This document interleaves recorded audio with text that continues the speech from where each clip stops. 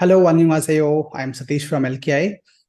जैसा कि आपको पता होगा कि जीकेएस 2024 अंडर ग्रेजुएट स्कॉलरशिप की नोटिफिकेशन आ चुकी है।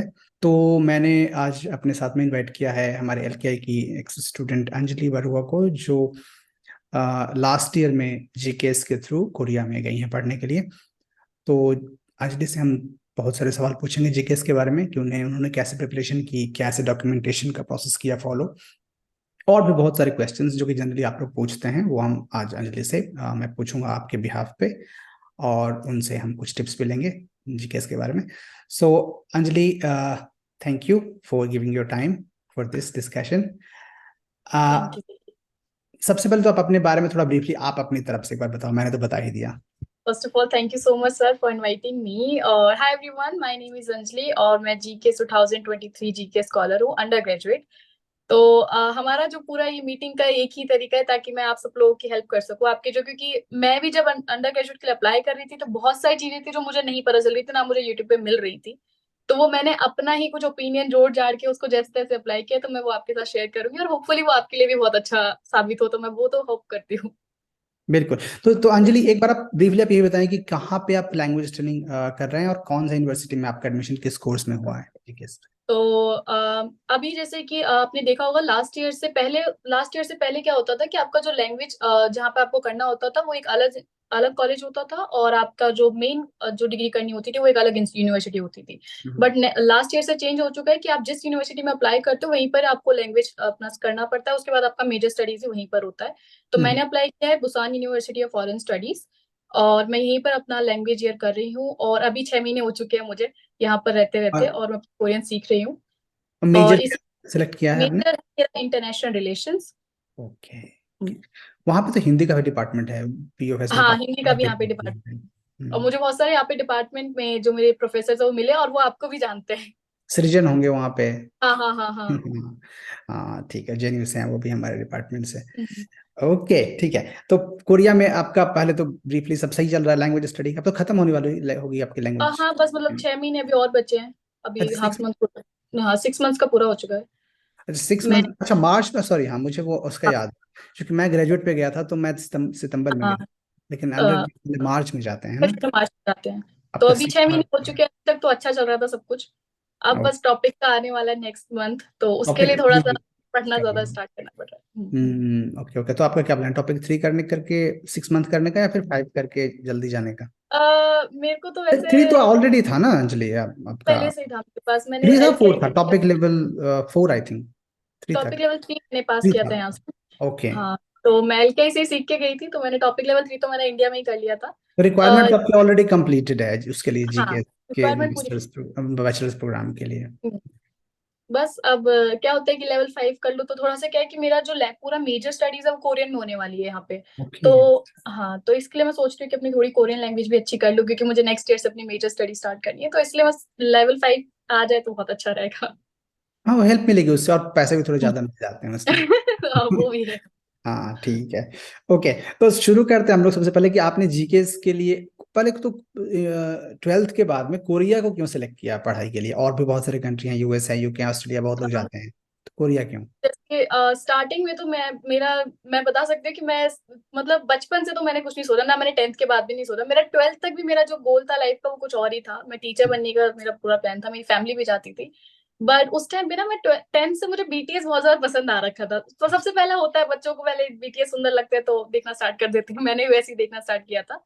तो मुझे इंटरेस्ट था, बस मुझे पता नहीं था कि इसमें करना क्या है, बस मैं अपना इंटरेस्ट लेके बैठी हुई थी, मुझे नहीं पता था कि मैं इसको एज अ करियर भी कर सकती हूँ अगर मुझे कोरिया में इंटरेस्ट है तो। तो हम्म। मेरे कोचिंग के टीचर थे, तो उन्होंने एक बार कोरिया के बारे में कुछ बात चल रही थी और मैंने बहुत सारी मुझे इन्फॉर्मेशन थी, तो उन्होंने बोला कि तुम्हें इतनी ज्यादा इन्फॉर्मेशन है तो तुम कोरिया में कुछ करना चाहती हो तो तुम कोरियन लैंग्वेज ट्राई कर सकती हो। तो मैंने कहा कर सकते हैं, ऐसा भी कोई होता है मतलब मेजर वेजर, तो उन्होंने पूरा समझाया कि मैंने जेएनयू में कोरियन लैंग्वेज का उन्होंने मुझे बताया था कि वहां पे तुम अप्लाई करना चाहती हो, उसका पेपर होता है वो तुम कर लो। तो मैंने कहा कि मुझे करना है, अगर मुझे मेरा इंटरेस्ट बहुत ज्यादा था उसमें, बट मुझे पता ही नहीं था कि करना क्या। अब मुझे पता चल गया कि इसमें मैं कुछ कर सकती हूँ, तो मैंने कहा यही कर लेते हैं फिर। तो हम्म। मैंने अपने 12th के बाद अप्लाई कर दिया जेएनयू के लिए, लेकिन उस टाइम पे ना क्या हुआ था कि मेरे 12th में मार्क्स बहुत अच्छे आ गए थे, तो मैं टॉपर थी अपने स्कूल की। अच्छा। तो मेरा ओवर कॉन्फिडेंस था वो कुछ ज्यादा ही चल गया था। तो अच्छा, मुझे लग रहा था कि मैं सब जगह पास कर सकती हूँ, मेरे को कोई रोक ही नहीं सकता। बल्कि तो वहाँ का मैंने एंट्रेंस थोड़ा सा अलग होता है जेएनयू का। तो वो हो गया, तो जेएनयू का एंट्रेंस हुआ।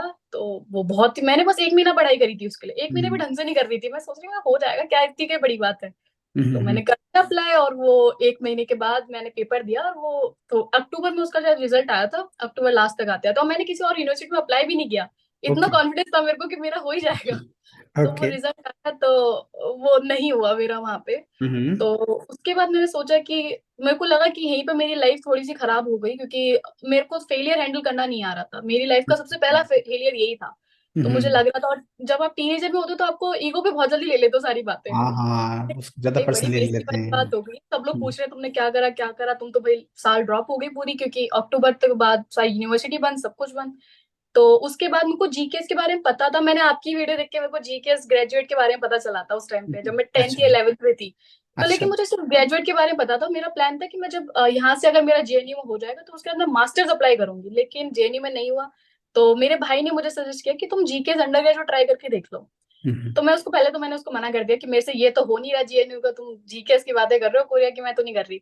तो उसने बोला एक बार ट्राई तो करके देखो, ट्राई करने में अब क्या, बैठे बैठे तो कुछ नहीं होने वाला। मैं 10 दिन तो ऐसे मतलब ऐसे स्ट्रेस में मैंने बिताए हैं अपने दिन, मेरे को लगा कि मेरा बस दुनिया खत्म है।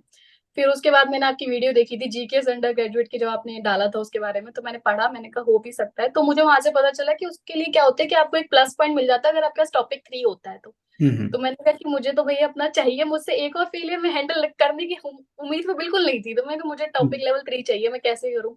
तो मैंने स्टार्टिंग में कोरियन सीखना स्टार्ट किया था, वो मैंने आपके चैनल को देख के स्टार्ट किया था। एलकेआई का अच्छा। चैनल है ना, यूट्यूब पे आपने एक सीरीज बना रखी थी लर्न कोरियन फ्रॉम स्क्रैच करके।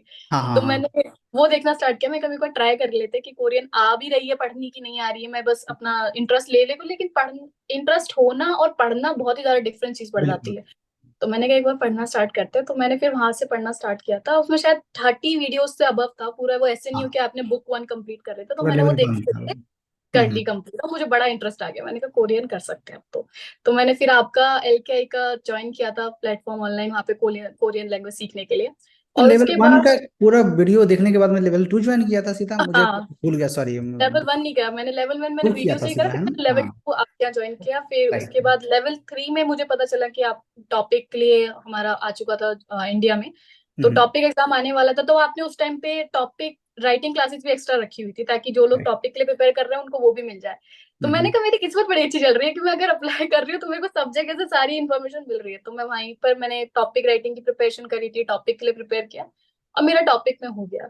उसके बाद फिर मैंने जीकेएस के लिए अप्लाई किया, तो उससे थोड़ा सा कॉन्फिडेंस आया कि मेरे पास एक प्लस पॉइंट है। तो इस वजह से मेरे को थोड़ा सा लगा कि मैं जीकेएस में शायद कर सकती हूँ, तो मैंने करने के लिए अप्लाई कर दिया ओके। था। ऐसे करके पूरा कोरियन में लैंग्वेज में इंटरेस्ट आ चुका था। तो कोरियन लैंग्वेज में एलकेआई से तो लेवल 3 किया था कंप्लीट, और टॉपिक का भी 3 हो गया था, हाँ, है ना? दोनों का ही तो बहुत बड़ी बात है वैसे, लेवल 3 निकलना इतने कम टाइम में। तो वो भी आपने मेहनत तो की होगी, ऐसे इजिली नहीं होता है टॉपिक पता है मुझे। उस हाँ। टाइम पे तो बहुत करी थी मैं। उस टाइम पे अपने आप को थोड़ा सा सोच के अभी अच्छा लगता है कि उस टाइम पे मैंने मेहनत करी थी। उस टाइम पे मुझे बहुत बुरा लग रहा था कि मैं पूरा दिन पढ़ाई कर रही थी, लेकिन और उसके बाद जब रिजल्ट आया तो देख के अच्छा लगा कि चलो हाँ, कोई वो बात नहीं। वर्थ इट था। जेन्यू में नहीं हुआ, बट वो भी ठीक ही हुआ कि एटलीस्ट चलो उस कोरिया चले गए। हाँ हाँ। तो जीकेएस का जब डिसाइड कर लिया कि जीकेएस में अप्लाई करना है, तो फिर बहुत लोग कंफ्यूज होते हैं कि एम्बेसी ट्रैक में करना है या यूनिवर्सिटी ट्रैक में। हाँ। वो कैसे डिसाइड किया फिर कि कहाँ से करना अप्लाई?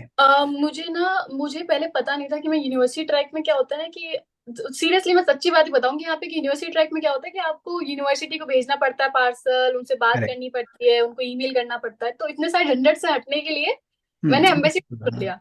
मैंने ओके। कहा नॉर्मल तरीका है, एम्बेसी ट्रैक से अप्लाई करते हैं, और मेरे पास ऑप्शंस भी थे। मुझे 3 यूनिवर्सिटीज बहुत पसंद आ रही थी, तो मैंने कहा मैं इसमें अप्लाई कर लेती हूँ। हम्म तो मैं इसी ट्रैक से अप्लाई किया था स्टार्टिंग में। हम्म, लेकिन ब्लंडर क्या मैं बताऊँ, उसको बहुत ही बड़ी मैंने काम बेकार कर दिया था कि उसमें लिखा था कि आपको अपने डॉक्यूमेंट्स अपोस्टाइल करा के भेजने हैं।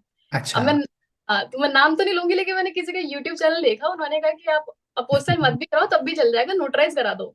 तो मैंने मान ली, पता नहीं क्यों मान ली मैंने बात उनकी, और मैंने नोटराइज करा के और एम्बेसी ट्रैक से अप्लाई कर दिया। तो और मैं खुश थी, मैंने कहा भाई मेरे को सब कुछ आता है, मेरे पास टॉपिक है, मेरा तो हो जाएगा। तो वो हम्म नहीं हुआ। तो हम्म मैंने कहा अब तो हो गया काम खराब, अब तो फ्यूचर खराब। लेकिन फिर उसके बाद यूनिवर्सिटी ट्रैक का पता करा मेरे को, और डेडलाइन एक ही मैच हो रही थी इस यूनिवर्सिटी की। और किस्मत मेरी अच्छी थी कि मुझे इस यूनिवर्सिटी में आना भी था, एम्बेसी ट्रैक में से एक चॉइस मेरी ये भी थी, और इसी की डेडलाइन थी। बच रही थी, मतलब 10 दिन बचे हुए थे कि अभी डेडलाइन होने में, तो मैंने फिर फटाफट इस यूनिवर्सिटी के लिए अप्लाई, यूनिवर्सिटी ट्रैक से अप्लाई करा था उस टाइम पे, और मैंने फिर अपोस्टल करवाए सारे डॉक्यूमेंट्स अच्छा, अब मिलेंगे, तो फिर करवा के मैंने यहाँ पे डाला था। पहले आपने एम्बेसी ट्रैक में दोनों ट्रैक अप्लाई किए, दोनों का हाँ, प्रोसेस आपको पता है? ओके, ठीक है। प्रोसेस में तो दोनों का पता है। आई थिंक ये सही अपॉर्चुनिटी होगी इस बात को ऐड करने के लिए। जैसे आपने कहा, मैं हमेशा बोलता हूँ जो हमारे स्टूडेंट्स हैं एलकेआई के, उनको भी और भी जो वाकई मैसेज करते हैं कि रैंडमली कहीं भी कुछ कोई बोल रहा हो तो उसको ट्रस्ट करके आप मत फॉलो करो। हाँ, हमेशा आप ऑफिशियल डॉक्यूमेंट्स को ठीक से पढ़ो खुद से, क्योंकि आपका सिलेक्शन नहीं होगा तो आप ही रिस्पॉन्सिबल होगा, कोई दूसरा रिस्पॉन्सिबल नहीं होगा। तो ऑब्वियसली नॉलेज आप सब जगह से लो, सबसे लो। बट हमारा भी ये वीडियो भी देखने के बाद मैं यही बोलूंगा कि हमने जो बोल रहे हैं उसको मत फॉलो कर लो 100%। आप अपना पढ़ो, हमेशा ऑफिशियली वेरीफाई करो चीजों को, बिकॉज रूल्स चेंज होते रहते हैं हर हाँ कंट्री। बिल्कुल। इंडिया का रूल अभी आया नहीं है उसका एम्बेसी का प्रॉपरली, सर मे भी आया होगा तो मैंने देखा नहीं है अभी। तो आप अपनी तरफ से आपको प्रॉपर टाइम लेके पढ़ना चाहिए, उसका कोई शॉर्टकट नहीं है। तो मैंने चलो, करके देख रखा है, मैं बहुत बड़ी एग्जांपल हूँ कि मैंने किसी की बिल्कुल। बातों पे विश्वास करके गलत चीज से अप्लाई करके, वो तो हाँ, अच्छी बात क्योंकि है, हो चुका, हाँ, लकी थे मिला आप, था। बहुत लकी थे ना, बट सब लोग हाँ लकी नहीं होंगे इतने कि हाँ सबका बिल्कुल। हो जाएगा दूसरी बार में भी सिलेक्शन। हाँ ओके। तो एम्बेसी वाले में जो एप्लीकेशन का प्रोसेस था, हालांकि ठीक है आपने गलती कर दी, लेकिन बट फिर भी जनरल लोग पूछते हैं कि एप्लीकेशन की कितने कॉपी भेजनी होती है, और आप हाँ, स्टाइल का गलती की तो आपने बाद में पढ़ा भी होगा कि सही कैसे करना बिल्कुल होता है। बिल्कुल। तो क्या प्रोसेस होता है?